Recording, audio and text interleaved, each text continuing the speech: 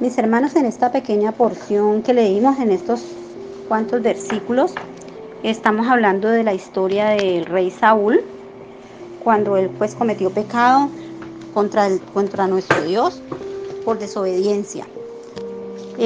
Pues para que pues entremos en contexto de qué era lo que estaba pasando en este momento y por qué fue que se enojó Dios con Saúl. Recordemos que Saúl fue el primer rey de Israel, porque el pueblo se enojó y le pidió a Samuel que no querían que lo gobernara Dios, sino que los gobernara un hombre. Entonces el Señor pues vio que lo estaban desechando a él y le dijo, pues póngales un rey, y buscaron a Saúl. Saúl era de la tribu más pequeña de las 12 tribus, era la tribu más pequeña, la tribu de Benjamín. Entonces Saúl era uno de los hijos de esa tribu. Y dicen que era un muchacho elegante, alto, hermoso, de buen parecer, pero era una persona pues como sin carácter, como muy tímido, como muy, no se creía, él tenía como problemas de autoestima, él no se sentía a nadie por ser de una tribu pequeña.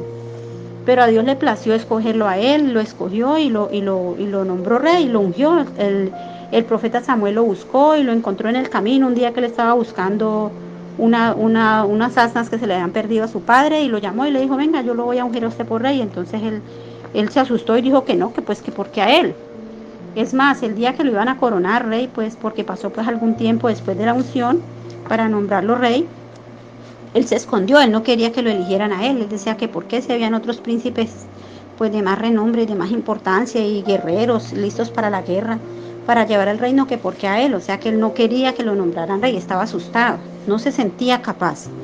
Pero después de que ya Samuel lo ungió, él tomó valor y bueno, aceptó el reino, y el Espíritu Santo posó sobre él y lo llenó de valentía. Entonces empezó a ganar batallas, a ganar cosas, entonces se empezó a engrandecer. Entonces, en este pasaje que leímos, estamos hablando de cuando el profeta Samuel le dio una orden a Saúl, que Dios lo había mandado a destruir a los amalecitas, al pueblo de Amalek. Recordemos que el pueblo de Amalek hacía muchos años, como 300 o 400 años, no tengo bien claro qué cantidad de tiempo, pero eran muchos años atrás, se había interpuesto en el camino del pueblo de Israel cuando venía de Egipto. Venía huyendo, desamparado, triste, cansado, y no quisieron darles cobijo en su pueblo, y antes los persiguieron y los mataron a los más débiles.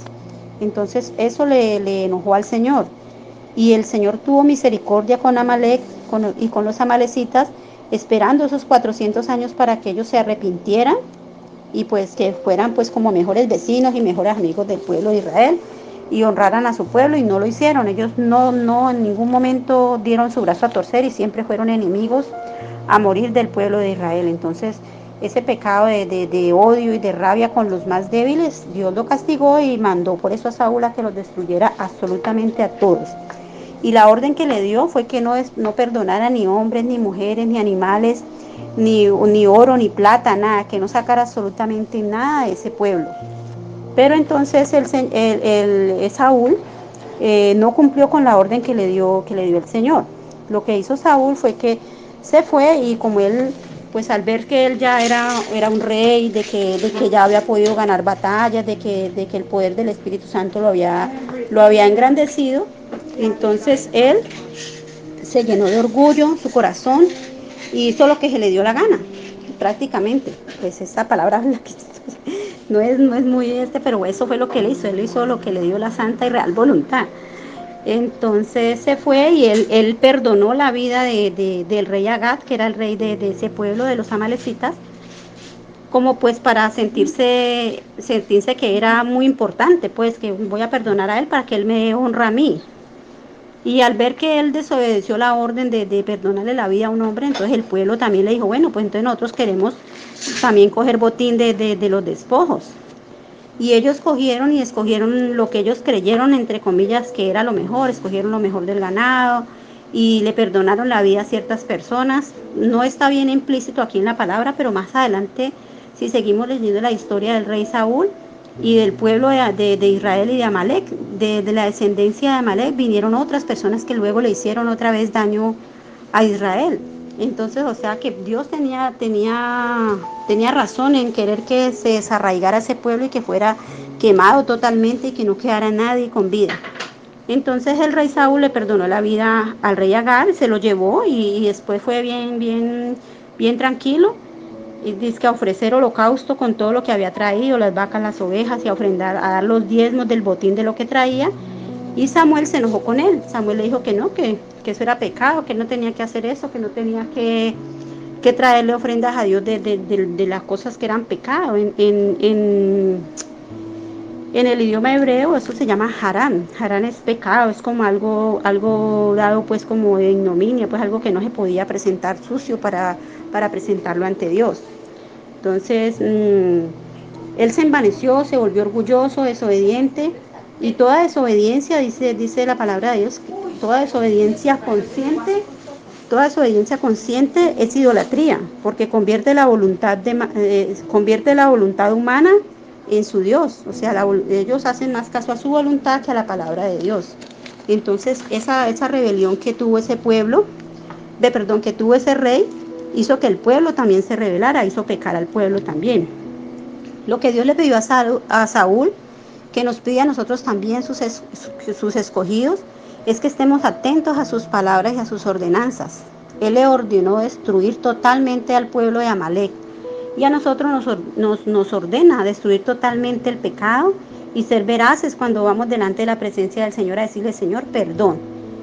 Pero Saúl al verse atrapado, lo único que hizo fue hacer una confesión forzada. Él dijo, sí, yo he pecado, perdóname, le dijo al profeta Samuel, le dijo, perdóname, sí, yo he pecado, pero es que, entonces, o sea, que ahí mismo con el dedo acusador le echó la culpa al pueblo, dijo que es que le había dado miedo del pueblo, y que sí, que pobrecitos, y que pues que él había tenido que ceder al pueblo, que porque eran muchos, y que entonces que había cedido.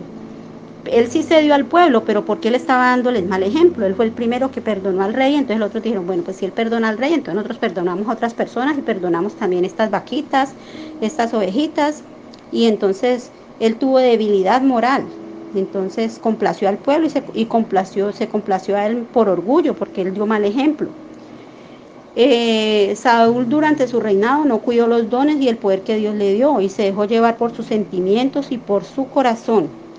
Y recordemos que el Señor Jesucristo en alguna parte de las Escrituras nos dice que cuidemos el corazón, porque en él nacen las malas intenciones y que de él mana la vida. Entonces tenemos que cuidar lo que sale del corazón, y eso no fue lo que hizo Saúl. Entonces él tuvo tiempo de arrepentirse porque el profeta lo confrontó. Si leemos desde el verso 1 del capítulo 15, nos damos cuenta pues de toda la historia. Y dice que cuando el profeta llegó a reclamarle a Saúl que qué era lo que había hecho, escuchó balidos de vaca, pues el sonido de los animales y el olor pues de que habían animales en el pueblo, y vio pues a la gente como contenta repartiéndose el botín, lo que habían traído. Entonces, así mismo nos muestra el Señor que cuando alguien nos confronta es porque vio en nosotros el pecado, porque el pecado no se puede ocultar. Así como Él no pudo ocultar ese botín que trajo de Amalek, del pueblo de Amalek.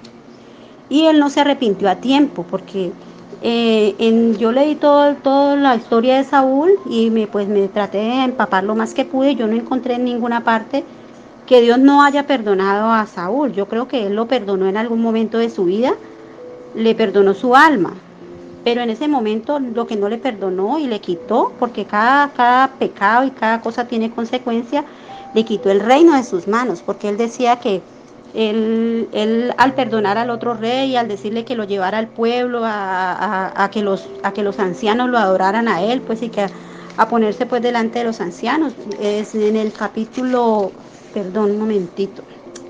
En el verso 30 dice, y él dijo, yo he pecado, pero te ruego que me honres delante de los ancianos de mi pueblo y delante de Israel y vuelvas conmigo para que yo adore a Jehová, tu Dios. O sea que le dio como tanta vergüenza que ya no dijo mi Dios o nuestro Dios, sino dijo tu Dios.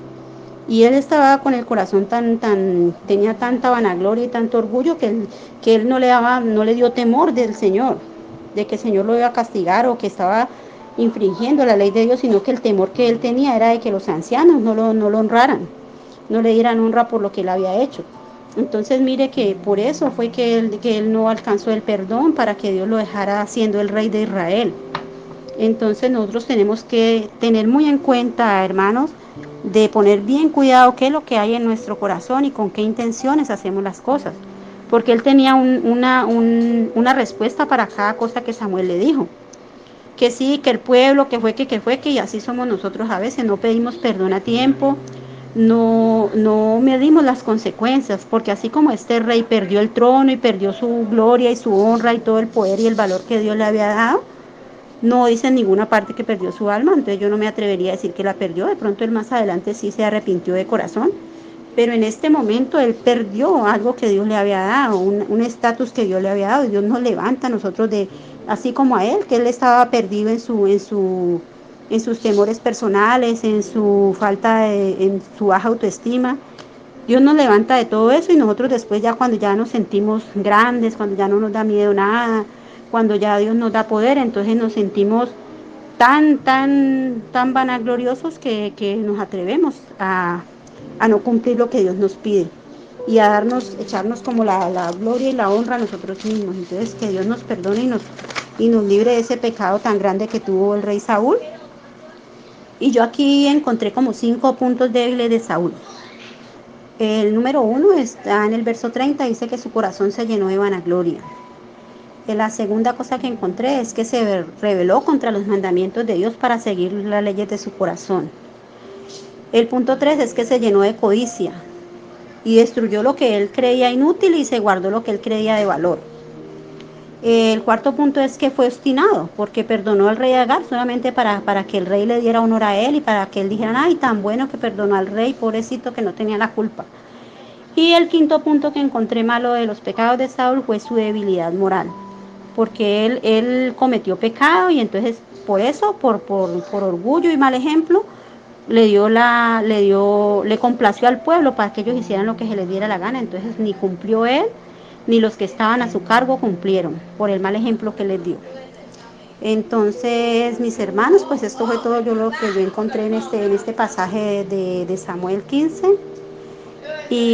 Pues pidamos a tiempo perdón y pidámoslo de verdad, de corazón, porque Saúl al verse atrapado hizo una confesión forzada porque estaba en peligro, pero se negó a aceptar su culpa y se descargó contra el pueblo. Entonces, no saquemos disculpas cuando nos tengamos que arrepentir, cuando caigamos en cuenta del pecado, porque así como a él vino el profeta Samuel y le dijo, mira, ¿qué hiciste? ¿Estás actuando mal? Y él lo defendía ante Dios porque dicen que él lloró cuando Dios le quitó el reino, que el profeta Samuel lloró mucho tiempo porque él amaba a Saúl y él quería que Saúl se quedara en el trono. Pero asimismo nosotros no tenemos un profeta Samuel en este momento que venga y nos diga, mire, usted está haciendo mal, pero sí tenemos a nuestros propios hermanos, a nuestros pastores. Nuestra misma conciencia a veces nos acusa de que estamos haciendo las cosas mal.